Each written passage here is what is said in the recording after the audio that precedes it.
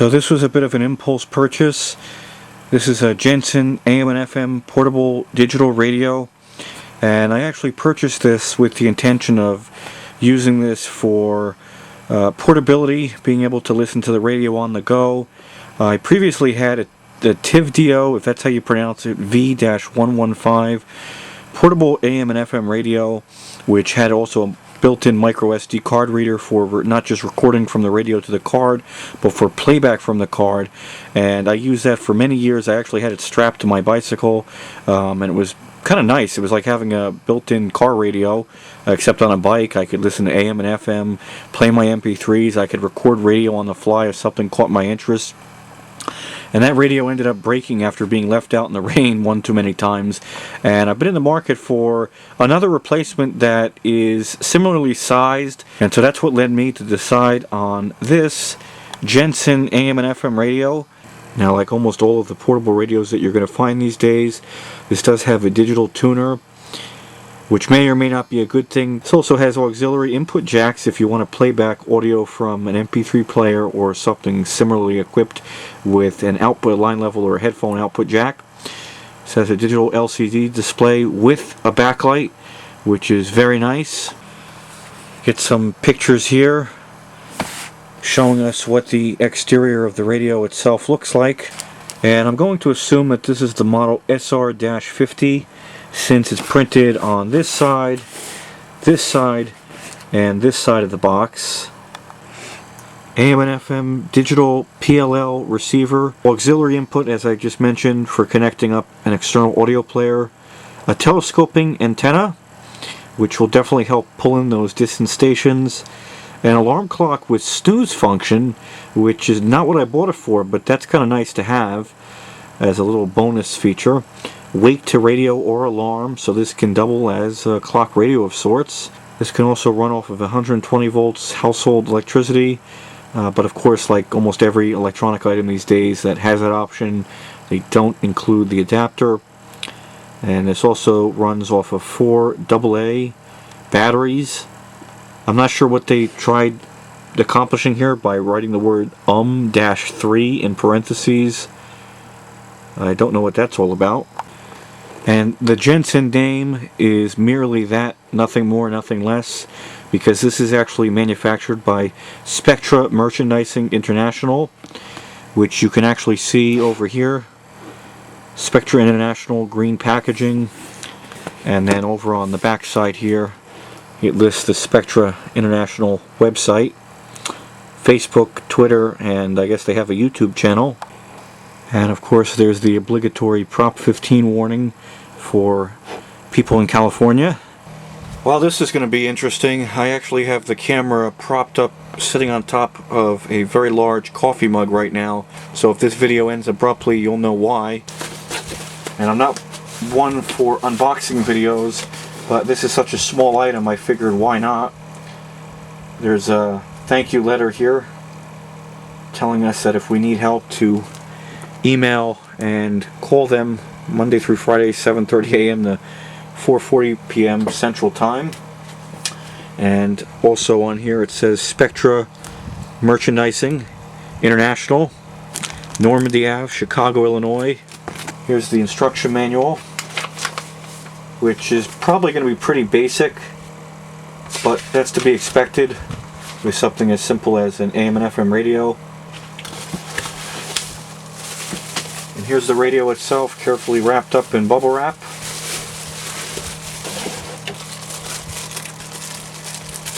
Also wrapped up in a protective bag here.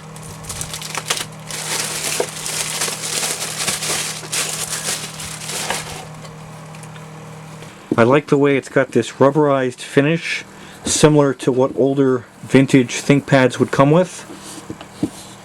And it's got this rubberized logo strap tag here. I guess you can try to attach a lanyard to it if you wanted to, though I don't know how sturdy that would actually be. The speaker grill, of course, for this price point is totally plastic. It's not metal. And I'm trying to hold this in the light to see just how big the actual speaker is, but that is not working out. So here it is with its telescoping antenna extended. Overall, I'm actually pretty pleased. I like the way the volume and tuning controls have indents in their range of motion. So as I cycle through frequencies here, you can actually feel it clicking. I find it kind of interesting that they actually went into great detail about how this radio has feet that are made from non-migrating rubber material, specially formulated to avoid leaving any marks or stains on your furniture. Which I guess is a nice thing, because the material that this desk is made of scratches very easily. And I just noticed that this LED light is actually causing black bands to appear on video that are slowly cycling up and down.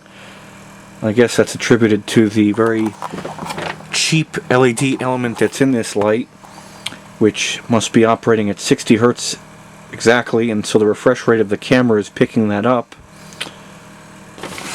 So definitely have to think about using a different light for videos going forward, because you can't really see it here, but I just noticed that when I'm holding on a solid color, I could see the black line here, and it's slowly shifting up. So that light might be getting changed out very soon. And I will admit, I did have to reference the manual here on how to set the time. I couldn't figure out how to do that, and it's actually because I had the radio turned on, and when you have the radio turned on and you press this button here which says time set, it actually activates the sleep mode. So to set the time now, it's in standby mode. You press and hold the time set button, and then I'm assuming it's gonna... Okay, so yeah, we use the tuning control for the minutes. I'm sure you can hear that on camera. And just for reference purposes, this is a regular credit card sized, in this case, store credit from Home Depot. You can see just how big the radio is compared to that. I am a bit disappointed by the lack of a headphone jack. That would have been really nice, and I did use that occasionally on my Tivdio, and I think Retekis, whatever the brand is. I know V Westlife did a couple videos of that radio, and it's the same model made by Tivdio, and then Retekis, if that's the name, if I'm even saying it correctly, the V-115. It had a headphone jack, and it was nice because you could play back your MP3s through your headphones and also listen to the radio using headphones, so you really didn't disturb anybody else if you were in a quiet setting.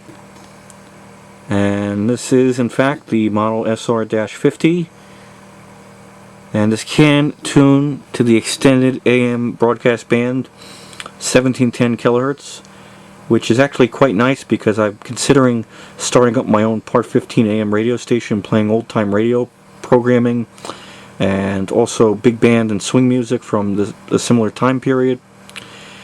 And really the only frequencies on AM that are open these days are anything from like 1600 to 1710. Likewise, this could also tune from 87.5 to 108 megahertz. So if analog TV was still around, this would actually be able to tune in to, I forget what channels those frequencies translate to, 87.5, 87.7, and 87.9. I'll have to look that up after the video ends. And at least they go to the trouble of telling you that you have to use a 6-volt DC, 500 milliamp center pin positive DC input. Okay, time for what everybody's waiting for, an audio test. This is 90.7 WFUV, which I believe is a college station, and they're playing, well, college station appropriate music right now at about 11 o'clock at night.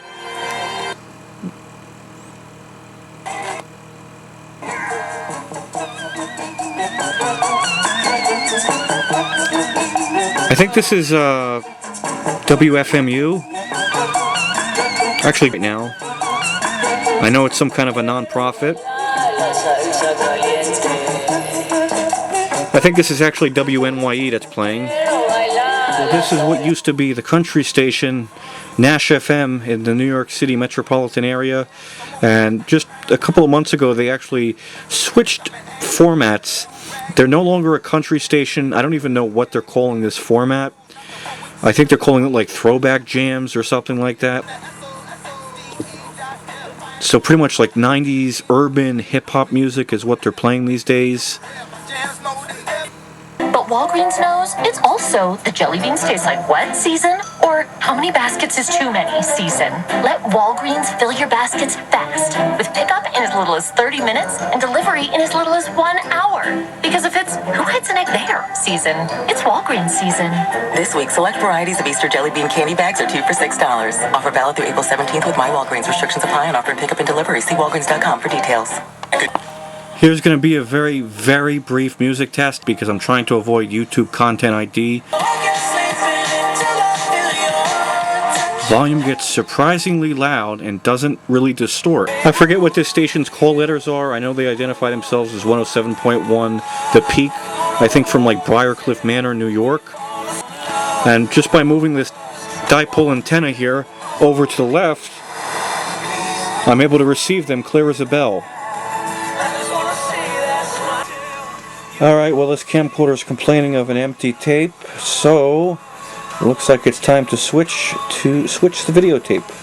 Okay, a tape change later. Here we go. Time to test it out on AM this time, which is really where I hope this thing shines. Here's 77 WABC, and I gotta say the audio quality is really quite impressive on AM. One north and one south, inoperable, not working. No police at the station. That's a very busy station. There should have been cops there. See a man's true colors. Tell him that you don't. This is AM 740 Zoomer radio from Toronto, Canada. Seems like I'm actually able to receive it now. Yeah, this is definitely Zoomer radio from Canada. And if I hold the radio just right, it actually comes in pretty damn clear, which is really quite impressive for a radio of this size. I'm sure the ferrite core in it is probably a quarter of the size of the actual radio. But this is being received right now by Nighttime Skywave here in New Jersey, all the way from Canada. Of course, if I try to listen to it over here by the computer, I hear what sounds like Morse code, which is no doubt interference from all the electronic gizmos and gadgets over here. If I hold this just right, I could almost make out 12:50 AM. I don't know their call sign, but I do know that they play oldies, 50s and 60s music primarily.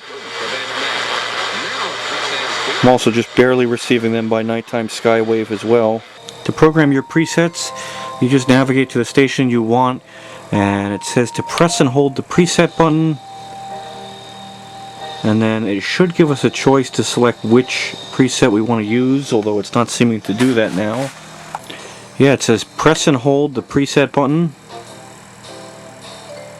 but I think the LCD indicate the backlight has to be on. Yep, and then we can use the tuning knob to select which number preset we want, so I'll make this preset number 1. So now that I've got a few presets programmed in, if I'm listening to FM, I can just press the preset button, and right now I only have 4 presets programmed in, but I can click through them. So preset 1 is Jazz 88, preset 2 is a college station,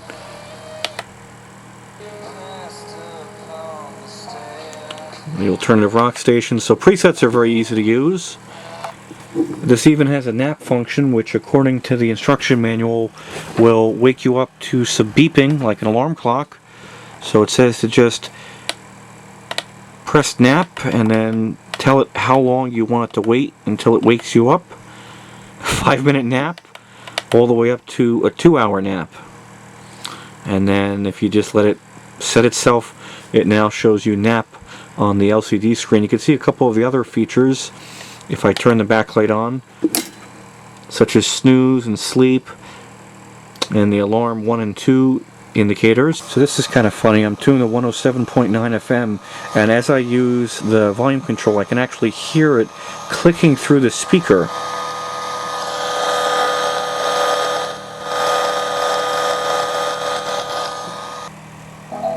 This is Newsday from the BBC with Rana and Andrew. Since the invasion of Ukraine. So overall, not a bad radio. I just am a little disappointed to see that there's no headphone jack on it.